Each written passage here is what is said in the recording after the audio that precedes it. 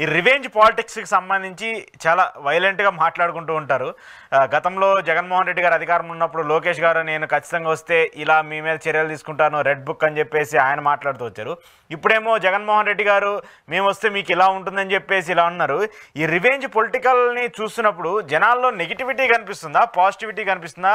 ఒకటైతే నేను చెప్తానండి, ఇప్పుడు రివెంజ్ పాలిటిక్స్ కి కొంచెం కూడా -% కూడా ప్లేస్ లేదు ఇప్పుడు రివెంజ్ పాలిటిక్స్. పబ్లిక్ వ్యూ చెప్తున్నా నేను, పబ్లిక్ వ్యూ.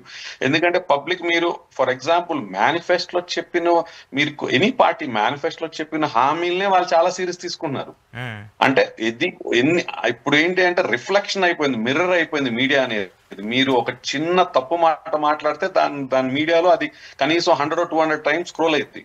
సో దాన్ని కంపేర్ చేసుకొని మీరు వైలెన్స్ ఫిజికల్ గా చేస్తాను అంటే public are very very anti about with violence. Violence అనేది ఎవరు చేసినా పబ్లిక్ వాళ్ళని ఎట్టి పరిస్థితుల్లో, అది వైలెన్స్ మీడియాలో చేసినా అది బయట చేసినా పబ్లిక్ అనేది ఎవరిని క్షమించరు, సపోర్ట్ చేయరు. అది వాళ్ళకి కోలుకోలని దెబ్బ తగిలింది.